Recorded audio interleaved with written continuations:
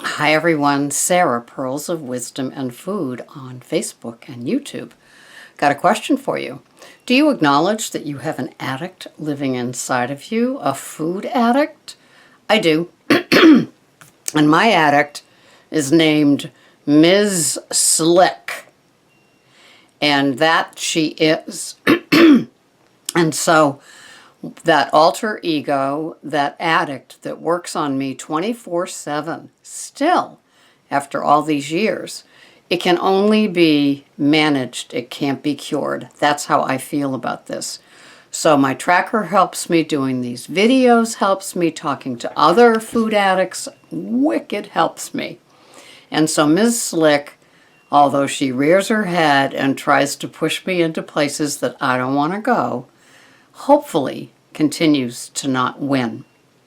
And I was I was emailing a fellow food addict, and excuse me, and she was speaking of her struggle, and it made me realize that I have a daily struggle with Ms. Slick, and what it does is it happens between 12 and 5 every single day.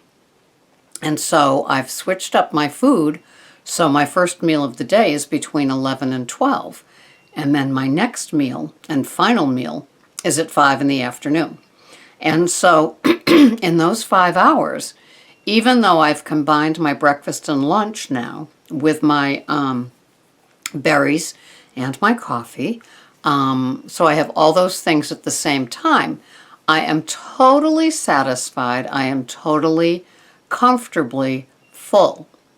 But the habit of the afternoon, come on, have a little num-num, come on, just have it, it won't hurt, even if it's just a celery stick. To me, that habit is deadly because it's convincing me that I might indeed be hungry, really hungry. I'm usually bored, I'm restless, I just want to get on with my day. If I'm working, I'm waiting until that bell goes off that I can sign out, or I'm off and I'm getting ready for dinner and it's talking to me. That's how it is. It's all the time. My food addict, Ms. Slick, doesn't care about true hunger. Ms. Slick wants me to fail, wants me to find myself in that unsafe neighborhood of nibbling or having a snack. And even if I track it after the fact, I'm still in the trouble because Ms. Slick has won one. And then it's Sarah 0, Ms. Slick 1. And so what I do is I have my Bulletproof coffee in the morning, usually between 2 and 4 a.m.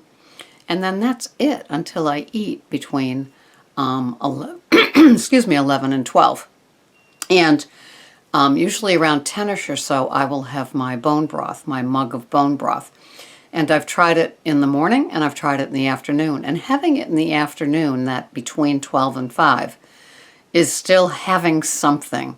And to me, it feeds the struggle instead of utilizing what I know, which is my belly is full, my belly is not hungry, and not giving in to Ms. Slick. So that's how I do it. I don't have anything between 12 and dinner. That's it. It's over. And so I need to find other things to keep me occupied. And so if it's at work, it means probably joining in with another person, somehow connecting, be it a client or a coworker. If I'm home, it means getting busy with something, like, spending that craving, struggling time cleaning the bathroom, cleaning the top of my messy desk. Any of those sort of things really takes care of it. And so I know that I have tools and tricks and skills to get through that struggle that I have with my addict, to have something, anything.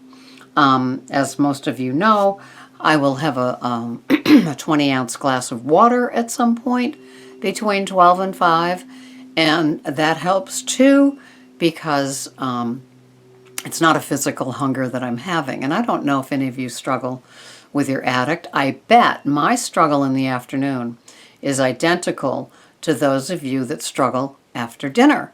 You're not hungry. You know you're not.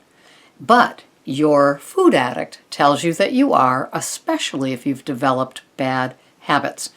And a fellow tribes person here had the bad habit of having just a little piece, a little square of chocolate before bed, and is now dealing with the withdrawal of the habit. Not that her body needed the chocolate before bed, it's the withdrawal of the habit. I hope that you guys are getting that connection between the habit, the behavior, and the true hunger, right? And so, so for those of you that eat dinner and say you're done by 6 or 7, the kitchen's been cleaned, you're settling into your shows, and with those shows you usually have something to eat. And it has nothing to do with hunger. It's just that habit of there's the TV. And so maybe some of you change up what it is that you have, like pre-Weight Watchers or pre-low carb, high fat. You had things that perhaps you shouldn't have, like ice cream or cookies or something like that. And so you do a better bad choice, which might be a Weight Watchers novelty, which is probably a lot lower in calories and fat and fits into your points. And just because you have points doesn't mean that you chow down before you go to bed. That was something that I totally ignored when I was doing Weight Watcher points, is fitting in all my points. There was plenty of night I was allowed, 32 points or something like that. There was plenty of night that I was going to bed with 20 points, and I was fully satiated, and I did not need to fill those. And at first I was being a good little doobie, and I was having all these before bedtime type snacks, and no, that just feeds my addict. And I had to be real careful. Now, I'm just talking about me, so if some of you do have your total points every single day, or else you feel that the formula won't work, keep doing it if you're losing weight. This was just about me and my addict, because I don't think the point system factors in if you're dealing with a true food addiction that has nothing to do with hunger.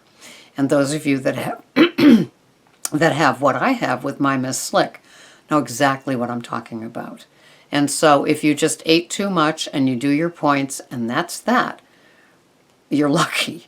But if you've got that after dinner thing that has nothing to do with hunger and you just need to eat, and you've got all these habits about, well, I always have that at night. I save my points to have that after dinner.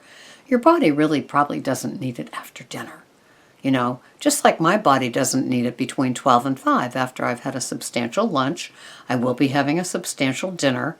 I will make it through those 5 hours without anything except a water. And that's what works for me. So anyway, do you have a food addict inside of you? Does your food addict have a name?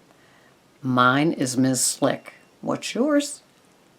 Until the next time, this is Sarah, Pearls of Wisdom and Food.